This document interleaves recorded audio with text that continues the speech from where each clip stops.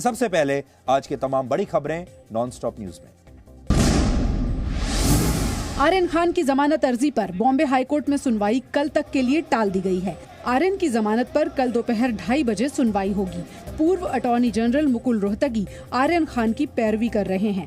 High court में मुकुल रोहतगी ने आर्यन की गिरफ्तारी को गलत बताते हुए दलील दी। प्रदीप गाबा ने आर्यन को पार्टी में बुलाया था। आर्यन के पास से कुछ भी बरामद नहीं हुआ है। आर्यन के ड्रग्स लेने के कोई सबूत नहीं है। अब तक आर्यन का कोई मेडिकल टेस्ट नहीं हुआ है। आर्यन के दोस्त अरबाज के जूते से 6 ग्राम ड्रग्स मिली है। आर्यन अरबाज को जानता था लेकिन उस पर कंट्रोल नहीं करता। व्हाट्सएप चैट में क्या है ये साबित होना बाकी है। व्हाट्सएप चैट का केस से कोई लेना देना नहीं है। There is no comment. Matter is being heard. It will be heard tomorrow now. That's all. Mukul Rohatgi के बाद अरबाज मर्चेंट के वकील अमित देसाई ने दलील रखने के लिए 45 मिनट का वक्त मांगा। इस पर कोर्ट ने आगे की सुनवाई कल तक के लिए टाल दी। उनके खुद की इन्वेस्टिगेशन में ये चीज़ अभी तक प्रूव नहीं हुई है कौन किससे कनेक्टेड है, क्योंकि आप अगर कॉन्स्पिरेसी बोलते हो तो आपको ये दिखाना पड़ेगा कि सब इक्वली कनेक्टेड है। यहाँ पे जब कितने लोग कांटेक्ट में नहीं है तो फिर वो कनेक्टेड कैसे होंगे। रेव पार्टी मामले में 2 आरोपियों मनीष राजगढ़िया और अविन साहू को स्पेशल एनडीपीएस कोर्ट से जमानत मिल गई है। इस केस में ये दोनों पहले आरोपी हैं जिन्हें सेशंस कोर्ट ने जमानत दी है।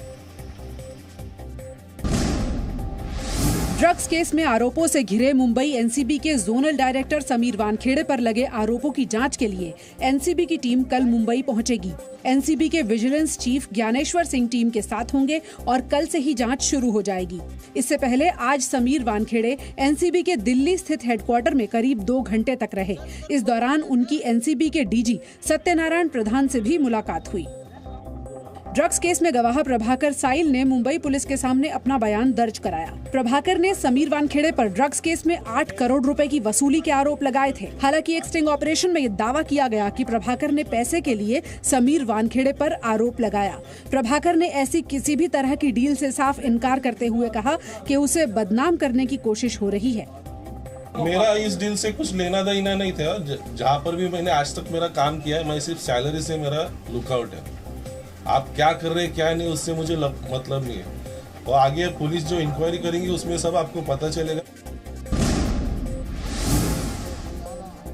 महाराष्ट्र सरकार में कैबिनेट मंत्री और एनसीपी नेता नवाब मलिक ने समीर वानखेड़े के खिलाफ हमले तेज करते हुए और कई गंभीर आरोप लगाए हैं। नवाब मलिक ने आज महाराष्ट्र के मुख्यमंत्री उद्धव ठाकरे से मुलाकात के बाद कहा, समीर वानखेड़े पर लगे आरोपों की जांच के लिए एसआईटी बनाई जाए। हॉलीवुड के बाद बॉलीवुड सबसे बड़ी इंडस्ट्री है, लेकिन बॉलीवुड की बदनामी से बड़ा नुकसान हुआ है। नवाब मलिक ने ये भी कहा कि मुख्यमंत्री ने भी इस मामले में चिंता जाहिर की है और अब वो इस पर प्रधानमंत्री को भी चिट्ठी लिखेंगे। इससे पहले नवाब मलिक ने समीर वानखेड़े के खिलाफ फोन टैपिंग का भी आरोप लगाया था। समीर वानखेड़े की पत्नी ने नवाब मलिक के आरोपों को झूठा बताते हुए कहा कि फर्जी आरोपों की वजह से उनके परिवार को धमकियां मिल रही हैं। मैं नवाब जी को यही कहना चाहती हूँ, सर मैं आपसे बहुत रिस्पेक्टफुली बात करती हूँ हमेशा। प्लीज जो सच है उसे सच रहने दीजिए। आपकी वजह से आज मुझे लोग आके बोलते हैं आपके चेहरे पे एसिड फेंका जाएगा और आपको हम रास्ते में लटका देंगे। सर केंद्रीय मंत्री रामदास अठावले ने समीर वानखेड़े का बचाव करते हुए कहा कि महाराष्ट्र सरकार ड्रग्स मामले में राजनीति कर रही है। वहीं कांग्रेस ने आरोप लगाया है कि ड्रग्स केस में समीर वानखेड़े बीजेपी के इशारे पर काम कर रहे हैं। T20 वर्ल्ड कप में भारत पाकिस्तान मैच के बाद विवाद जारी है। महबूबा मुफ्ती ने पाकिस्तान की जीत पर जश्न मनाने वालों पर नाराजगी जाहिर करने वालों पर सवाल उठाया। अब बीजेपी नेताओं ने महबूबा के इस बयान को सियासी बताया है। आज कश्मीर के लोग तरक्की के रास्ते पे तेजी से बढ़ रहे हैं। आज अमन और शांति कश्मीर में दिखाई अगर पड़ रही है तो उससे वो लोग बेचैन हैं, उन लोगों में बदहवासी है, बौखलाहट है। वहीं हरियाणा के गृह मंत्री अनिल विज ने कहा कि भारत की हार पर जश्न मनाने वालों का डीएनए भारतीय नहीं हो सकता। जो भारत में खुशियां मनाते हैं, पटाखे फोड़ते हैं, उनका डीएनए भारतीय नहीं हो सकता। वहीं भारत की हार के बाद मोहम्मद शमी को ट्रोल किए जाने के बाद भारत के पूर्व क्रिकेटर उनके समर्थन में खड़े हुए हैं। टीम इंडिया के पूर्व कप्तान मोहम्मद अजहरुद्दीन और पूर्व क्रिकेटर अनिल कुंबले ने भी शमी को चैंपियन खिलाड़ी बताया और उनके साथ खड़े रहने की बात कही। दिल्ली के मुख्यमंत्री अरविंद केजरीवाल आज अयोध्या में श्री राम जन्मभूमि पहुंचे, जहां उन्होंने रामलला के दर्शन किए। राम जन्मभूमि से पहले अरविंद केजरीवाल ने हनुमानगढ़ी मंदिर में दर्शन किए। अयोध्या से केजरीवाल ने ऐलान किया कि वो दिल्ली के लोगों को अयोध्या की तीर्थ यात्रा मुफ्त में करवाएंगे।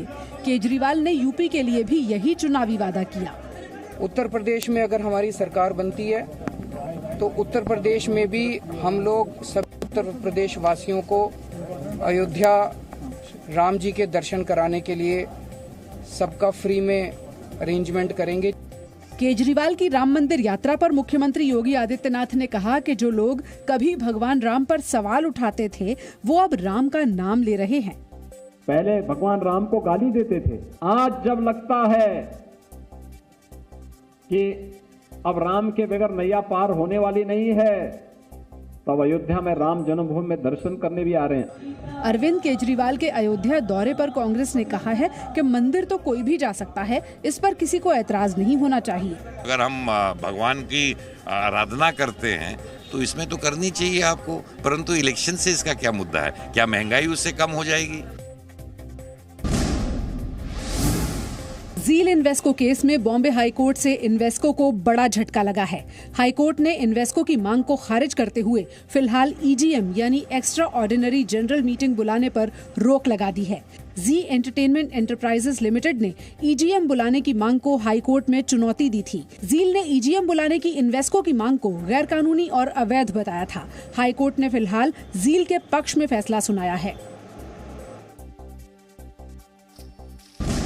दिल्ली में आज कांग्रेस के महासचिवों, राज्य प्रभारियों और प्रदेश कांग्रेस कमेटी के अध्यक्षों की बैठक हुई। बैठक की अध्यक्षता कांग्रेस पार्टी की अंतरिम अध्यक्ष सोनिया गांधी ने की। मीटिंग में पार्टी को मजबूत बनाने पर चर्चा हुई। साथ ही महंगाई और बेरोजगारी जैसे मुद्दे पर मोदी सरकार को घेरने की रणनीति भी बनी। कांग्रेस महंगाई, बेरोजगारी और अर्थव्यवस्था के मुद्दे पर जन जागरण अभियान चलाएगी, जो 14 नवम्बर से शुरू होगा। डूबती अर्थव्यवस्था, जाती नौकरियां, पेट्रोल, डीजल, गैस आम जनमानस की पहुंच से बाहर, इन सब को लेकर एक व्यापक जन जागरण आंदोलन की शुरुआत करने का आह्वान किया। कांग्रेस की बैठक में राहुल गांधी और प्रियंका गांधी भी मौजूद रहे। संगठन को मजबूत करने के लिए कांग्रेस 1 नवंबर से देश भर में सदस्यता अभियान भी चलाएगी। दिवाली के अगले दिन यानी 5 नवंबर को प्रधानमंत्री नरेंद्र मोदी केदारनाथ जाएंगे। पीएम मोदी पुनर्निर्माण प्रोजेक्ट के तहत बने केदारनाथ धाम के नए स्वरूप का उद्घाटन करेंगे। केदारनाथ धाम में 400 करोड़ रुपए की लागत से विकास के काम पूरे हो रहे हैं। पीएम मोदी आदि गुरु शंकराचार्य की एक विशाल प्रतिमा का भी लोकार्पण करेंगे। केदारनाथ धाम का पुनर्निर्माण प्रधानमंत्री मोदी की महत्वाकांक्षी परियोजना है, जिसकी वो लगातार मॉनिटरिंग करते रहे हैं। 6 नवंबर को केदारनाथ धाम के कपाट सर्दियों के लिए बंद हो जाएंगे। Presenting B News app available on Google Play and App Store. Download it now.